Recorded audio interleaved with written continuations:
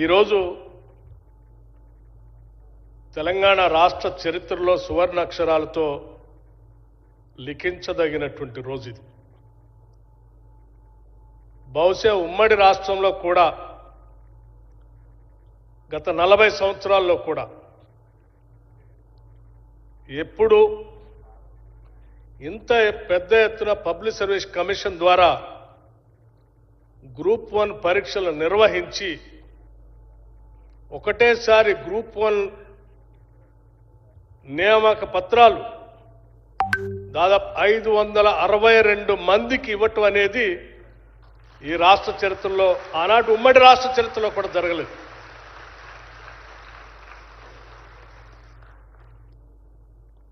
ఇది చాలా గొప్ప కార్యక్రమం. ఈ ప్రత్యేక రాష్ట్రం ఏర్పడటానికి ప్రధానమైనటువంటి కారణాల్లో ఒకటి నిరుద్యోగ యువతీ యువకుల యొక్క పోరాటం, రాష్ట్ర వనరులు, రాష్ట్ర ప్రజల సంపద, ఆత్మగౌరవం, వీటితో పాటు ప్రత్యేక రాష్ట్రం ఏర్పడితే మా ఉద్యోగాలు మాకే వస్తాయని ఆనాటి యువత పెద్ద ఎత్తున చేసినటువంటి పోరాటాల ఫలితాన్ని దృష్టిలో పెట్టుకొని శ్రీమతి సోనియా గాంధీ గారు ప్రత్యేక తెలంగాణ రాష్ట్ర ఆవిర్భావాన్ని పార్లమెంటులో బలం లేకపోయినప్పటికి కూడా అన్ని రాజకీయ పార్టీలను ఒప్పించి ఈ రాష్ట్ర నిరుద్యోగ యువతీ యువకుల కలల్ని నెరవేర్చడం కోసం ఈ రాష్ట్రాన్ని ఏర్పాటు చేశారు.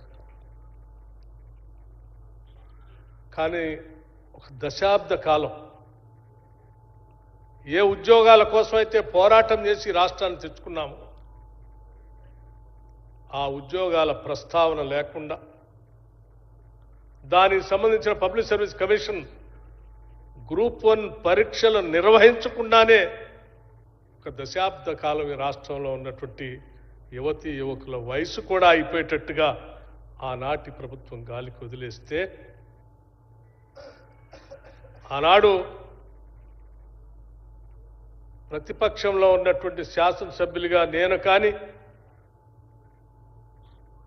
ఈనాటి ముఖ్యమంత్రి రేవంత్ రెడ్డి గారు కానీ, ఈతా మంత్రిమండలి సభ్యులు కానీ 10 ఏళ్ళు నిరుద్యోగ యువతీ యువకుల పక్షాన పోరాటం చేశాం, చెప్పాం. ఉస్మానియా యూనివర్సిటీ సాక్షిగా మాట్లాడాం, చట్టసభల్లో మాట్లాడాం. దశాబ్ద కాలం అయిపోతా ఉంది, పాపం వాళ్ళ వయసు అయిపోతా ఉంది. భవిష్యత్తులో పబ్లిక్ సర్వీస్ కమిషన్ పరీక్షలు నిర్వహిస్తే కూడా ఆ పోటీలో పాల్గొనటానికి పనికొచ్చే వయసు కూడా దాటిపోతా ఉన్నారు. కనీసం కనికరం ఉండాలా. ఎవరైతే ఈ రాష్ట్రం కోసం పోరాటం చేశారో వాళ్ళ గురించి ఆలోచన చేయకుండా కేవలం మీరు మీ కుటుంబ సభ్యుల అవసరాల కోసం ఈ రాష్ట్రాన్ని తాకట్టు పెడుతున్నారు. ఇది కరెక్ట్ కాదు అని చెప్పి పదే పోరాటం చేశాం. ఈరోజు ఈ ప్రభుత్వం ఏర్పడిన తర్వాత పబ్లిక్ సర్వీస్ కమిషన్ని ప్రక్షాళన చేసి చాలా సందర్భాల్లో గౌరవ ముఖ్యమంత్రి గారు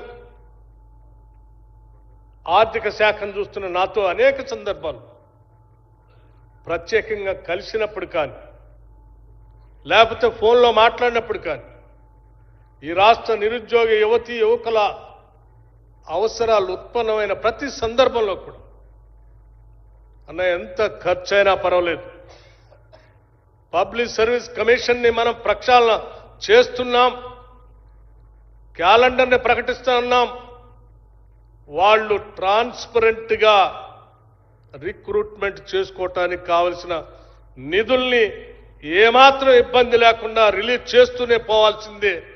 వాళ్ళ కోసమే అసలు ఈ రాష్ట్రం ఏర్పడింది. అశ్రద్ధ చేయొద్దని చెప్పి ఏమాత్రం రాజకీయ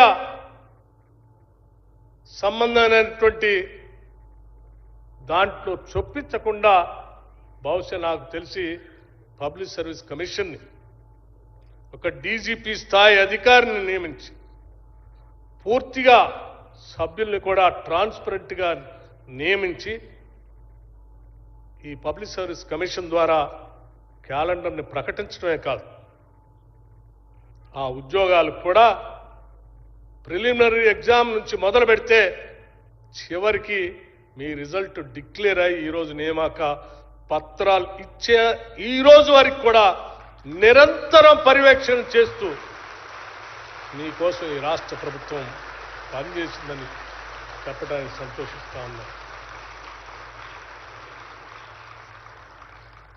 ఒక వ్యవసాయ కూలికి సంబంధించిన బిడ్డడు, ఒక పారిశుద్ధ కార్మికుల కుటుంబానికి సంబంధించిన పిల్లవాడు, ఒక పంచర్లు వేసుకునే కుటుంబానికి సంబంధించిన నిరుద్యోగ యువకుడు, ఇలా చెప్పుకుంటూ పోతూ ఉంటే ఈ సమాజంలో ఉన్నటువంటి అనేక మంది వాళ్ళ శ్రమ ఓర్చి రూపాయి పోగేసి బిడ్డలను చదివిస్తే అందులోంచి వచ్చినట్టు అనేక మంది ఈరోజు పబ్లిక్ సర్వీస్ కమిషన్లో గ్రూప్ 1 పరీక్షల్లో మీరు పాస్ అయ్యి రాష్ట్ర ఏలటానికి పనికొచ్చేటువంటి రాష్ట్ర ప్రభుత్వ సర్వీసులు ఇవాళ నియామక పత్రాలు పొందుతూ ఉన్నారు. అటువంటి తల్లిదండ్రులు గుండె లోతుల్లో ఉంచేట్టు ఆనందం, అటువంటి సామాజిక పరిస్థితుల్లోంచి ఇచ్చి ఈరోజు పబ్లిక్ సర్వీస్ కమిషన్ ద్వారా గ్రూప్ 1 పరీక్షలో అత్యున్నతమైనటువంటి రాష్ట్ర సర్వీస్ ఎన్నికై ఈరోజు నియామక పత్రాలు పొందుతున్నటువంటి మీ కళ్ళల్లో కనపడేటువంటి ఆనందం, మీ ఆనందాన్ని చూస్తూ సంతోషపడే మీ తల్లిదండ్రుల గుండె చప్పుళ్ళన్నింటినీ విని ఈరోజు రాష్ట్ర ప్రభుత్వం అంతా కూడా ఈ రాష్ట్ర ముఖ్యమంత్రి రేవంత్ రెడ్డి గారితో సహా ఈ క్యాబినెట్లో ఉన్నటువంటి ప్రతి మంత్రి ఈరోజు అద్భుతమైనటువంటి అనుభూతికి లోనవుతున్నామని చెప్పడానికి మాకు ఎటువంటి సందేహం లేదు. ఇదే కదా ఆనాటి యువతీ యువకులు ఈ రాష్ట్ర ప్రత్యేక రాష్ట్ర ఏర్పాటు కోసం పోరాటం చేసింది. ఇటువంటి విధానం కోసమే కదా ఆనాటి యువతీ యువకులు ఉరికంబాలెక్కింది, అగ్నికి ఆహుతైంది, అంతిమంగా ఈ రాష్ట్రాన్ని సాధించుకున్నది. వారి లక్ష్యాలు నెరవేరుస్తున్నందుకు ఆ నెరవేర్చే క్రమంలో ఈరోజు ఈ రాష్ట్ర ప్రభుత్వం ఈ రాష్ట్రంలో ఉన్నటువంటి అత్యంత పేదవాడు దాదాపు 4,50,000 ఇందిరమ్మ ఇళ్లని ఒక్కొక్క ఇంటికి 5 లక్షల రూపాయల లెక్కన దాదాపు 22,500 కోట్ల రూపాయలతో శాంక్షన్ చేసి వారందరూ ఈరోజు భూమి పూజ చేసుకొని ఇల్లు కట్టుకుంటూ ఉంటే ఆ పేదవాళ్ళు పడుతున్నటువంటి అనుభూతి, ఆ పేదవాళ్ళ ఆనందాన్ని చూసి ఈ రాష్ట్ర ప్రభుత్వం ఎంత సంతోషించిందో అదేవిధంగా ఈరోజు ఈ 562 మంది గ్రూప్ 1 పాస్ అయ్యి ఈరోజు నియామక పత్రాలు మీరందరూ పొందుతూ ఉంటే అదే స్థాయిలో ఈ రాష్ట్ర ప్రభుత్వం ఈరోజు ఆనందపడుతుందని కూడా ఈ సందర్భంగా నేను చెప్తా ఉన్నాను. ఈ రాష్ట్ర ప్రభుత్వం ముందున్నటువంటి ఏకైక లక్ష్యం ఒకటే, ఈ రాష్ట్రాన్ని నిటారుగా ఆత్మగౌరవంతో నిలబెట్టాలని, ఈ రాష్ట్రంలో ఉన్నటువంటి నిరుద్యోగ యువతీ యువకుల మేధస్సుని ఈ రాష్ట్ర అభివృద్ధికి ఉపయోగించుకోవాలని, ఈ రాష్ట్రంలో ఉన్నటువంటి వనరులన్నింటినీ కూడా ఈ రాష్ట్రంలో ఉన్నటువంటి ప్రజానీకం మొత్తానికి సమానంగా పంచబడాలని, తద్వారా ఆనాడు కోరుకున్నటువంటి కాంగ్రెస్ పార్టీ మూల సిద్ధాంతాలైనటువంటి సామాజిక న్యాయం చేయాలని, తద్వారా మాత్రమే తెలంగాణ రాష్ట్రం ఈ దేశంతో కాదు ప్రపంచంతో కూడా పోటీ పడే స్థాయిలో ఈ రాష్ట్రాన్ని ముందుకు తీసుకొని పోవాలనేటువంటి సంకల్పమే ఈ రాష్ట్ర ప్రభుత్వం యొక్క సంకల్పం. అందుకే ఎన్ని సవాళ్లు ఎదురైనా, ఎన్ని ఆర్థికపరమైన ఇబ్బందులు ఉన్నా ముఖ్యమంత్రి గారు రేవంత్ రెడ్డి గారు, మా మంత్రివర్గ సహచర మిత్రులు అందరూ చెప్పేది ఒకటే, ఈ రాష్ట్రాన్ని అజేయంగా నిలబెట్టే మన ముందున్నటువంటి ఏకైక లక్ష్యం. ఈ రాష్ట్రాన్ని ఇక్కడ ఉన్నటువంటి వనరులతో పాటు మానవ వనరులు కూడా అద్భుతమైనటువంటి మానవ వనరులుగా సానబట్టి ప్రపంచానికి అందించటే మన ముందున్నటువంటి ఏకైక లక్ష్యం. తద్వారా మాత్రమే ఈ రాష్ట్ర అభివృద్ధి సాధ్యమవుతుందని, విద్య ద్వారా మాత్రమే ఈ రాష్ట్రం అభివృద్ధి చెందిద్దని, విద్య ద్వారా మాత్రమే రాష్ట్రంలో ఉన్నటువంటి ప్రతి కుటుంబ సభ్యుడు ఎదగలుగుతాడని నమ్మి ఈరోజు రాష్ట్ర ప్రభుత్వం నిరుద్యోగ యువతి యువకులు ఉద్యోగ అవకాశాలు కల్పించడం ఒకటే కాదు, పుట్టిన ప్రతి బిడ్డకి చదువు చెప్పించాలి. అది కూడా ఇంటర్నేషనల్ స్టాండర్డ్స్లో young India integrated residential schools అని చెప్పి ఒక్కొక్క స్కూల్ కనీసం 25 ఎకరాల ప్రాంగణానికి తగ్గకుండా ఇంగ్లీష్ మీడియంలో ప్రతి శాసనసభ నియోజకవర్గంలో కనీసం ఒక స్కూల్ అయినా ఈ సంవత్సరం స్థాపించాలని చెప్పి ముఖ్యమంత్రి గారు వారే ప్రత్యేకంగా విద్యాశాఖను చూస్తా ఉన్నారు. It's a dream project, game changer. ఈ రాష్ట్రంలో పుట్టిన ప్రతి బిడ్డ కూడా తెలంగాణలో పుట్టడం మా అదృష్టం. ఇక్కడ మాకు కావాల్సిన సకల సదుపాయాలు విద్య నుంచి మొదలు పెడితే, వైద్యం నుంచి మొదలు పెడితే, ఆత్మగౌరవంతో మొదలు పెడితే అన్ని రకాలైనటువంటి వనరులు మాకు ఈ రాష్ట్ర ప్రభుత్వం అందిస్తుంది. ఇక్కడ పుట్టడం మా అదృష్టం అనేటువంటి ఆలోచన స్థాయికి ఎదిగేంత వరకు ఈ రాష్ట్ర ప్రభుత్వం ప్రణాళికలు తయారు చేసి ముందుకు పోతుందని మీ అందరికీ చెప్తా ఉన్నాం. మిత్రులారా, ఆలోచన చేయండి. ఇప్పుడే నాకంటే ముందు మాట్లాడినటువంటి చీఫ్ సెక్రటరీ గారు కొన్ని విషయాలు చెప్పారు.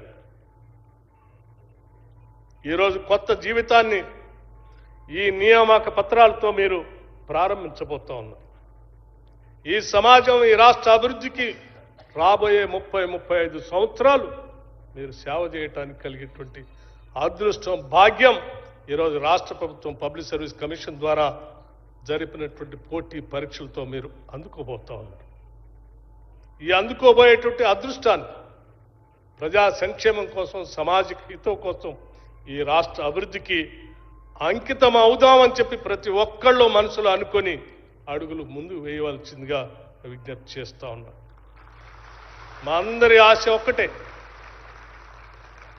నగరం అభివృద్ధి చెందుతా ఉంది, ఫ్యూచర్ సిటీ నిర్మాణం జరగబోతా ఉంది, మూసీ రిజర్వేషన్ జరగబోతా ఉంది, హైదరాబాద్ నగరం ప్రపంచానికి తలమానికంగా మారబోతాం.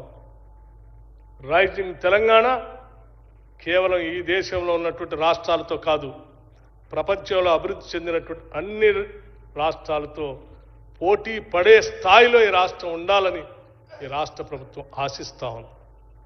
అందుకే అనేక ప్రణాళికలు తీసుకొని ఈరోజు వచ్చినటువంటి 562 మంది పబ్లిక్ సర్వీస్ కమిషన్ ద్వారా వచ్చినటువంటి గ్రూప్ 1 మీ అందరూ పొందినటువంటి విజయాలు అద్భుతమైనటువంటి విజయాలు. ఇది ఇంతటితో ఆగేది కాదు, ఇది ఆరంభం మాత్రం. ఇప్పటికి 60,000 ఉద్యోగాలు ఇచ్చాం. భవిష్యత్తులో కూడా నిరంతరం పబ్లిక్ సర్వీస్ కమిషన్ నుంచి నోటిఫికేషన్స్ వస్తూనే ఉంటాయి, ట్రాన్స్పరెంట్గా జరుగుతూనే ఉంటాయి.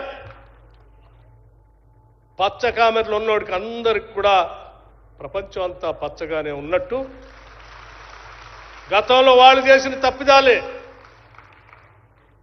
ఈ రాష్ట్ర ప్రభుత్వం కూడా చేస్తుందేమో, మాలాగనే వీళ్ళు కూడా ఉన్నారేమో తప్పుడు ప్రచారం చేసినటువంటి కొద్ది మంది పెద్దలకి ఈనాడు చెంపదెబ్బ కొట్టినట్టుగా నేను పదే ఉటంకించాను. అత్యంత పేద కుటుంబాలు, వాళ్ళ తల్లిదండ్రులు, వాళ్ళ స్థితిగతులు చూస్తే వాళ్ళ బిడ్డలు వాళ్ళ స్వయం కృషితో ఈరోజు ఎదిగొచ్చారు తప్ప ఎవరు దయాదాక్షిణ్యాలతో రికమెండేషన్లతో వాళ్ళు ఎదిగి రాలేదు. అటువంటి పరిస్థితిని ఈ రాష్ట్ర ప్రభుత్వం కల్పించింది. మీ స్వయం కృషిని కూడా ఆనాటి పాలకులు అపహాస్యం చేయడం కోసం ప్రయత్నం చేశారు. దాన్ని తట్టుకోలేకనే ఈ ముఖ్యమంత్రి కమ్ వాట్ మే అడుగు వెనక్కి వేసేది లేదు, ఇచ్చిన మాటను తప్పేది లేదు. నిరుద్యోగ యువతి యువకుల కోసం మనం మొదలుపెట్టినటువంటి ఈ సంకల్పం, ఈ యజ్ఞం ముందుకు నడవాల్సిందే. అనేక మంది ఈ యజ్ఞ క్రతువుని రాక్షసుల్లాగా వచ్చి విచ్ఛిన్నం చేయటం కోసం ప్రయత్నం చేస్తారు, చేయటం కోసం ప్రయత్నం చేస్తూనే ఉంటారు. అటువంటి వాళ్ళు తట్టుకొని కూడా ఈ నిరుద్యోగ యువతి యువకుల విజయాన్ని మనం నిలబెట్టాల్సినటువంటి అవసరం ఉందని చెప్పి ఈరోజు రాష్ట్ర ప్రభుత్వం సంకల్పంతో అడుగు ముందుకు ఈ విజయాలన్నింటినీ అందిస్తా ఉంది. అందుకే విజయం సాధించినటువంటి లబ్ధిదారులందరికీ, అంటే విజయాన్ని సాధించినటువంటి గ్రూప్ 1 సాధించిన మీకు, మీ తల్లిదండ్రులకి అందరికి కూడా ముందుగా ఈ రాష్ట్ర ప్రభుత్వం తరఫున హృదయపూర్వకమైనటువంటి అభినందనలు తెలియజేస్తా ఉన్నాను. ఈ ప్రభుత్వ ఆలోచనల్ని, ప్రణాళికల్ని భవిష్యత్తులో మీరు ముందుకు తీసుకొని పోవాలని, మేము తీసుకునేటువంటి ప్రతి కార్యక్రమాన్ని డెలివరీ మెకానిజంలో మీరు కూడా ఈ యజ్ఞంలో ఒక భాగస్వాములు కావాలని, అంతిమంగా మీది మాది మనందరిది ఒకటే లక్ష్యం, తెలంగాణ రెపరెపలాడాలి, తెలంగాణ రైజింగ్ కావాలి, తెలంగాణ అభివృద్ధిని అడ్డుకొడుతున్నటువంటి అందరినీ పక్క తప్పి మనం అడుగులు ముందుకేసుకుంటూ వెళ్ళాల్సి, అదే మేమందరం కోరుకునేది.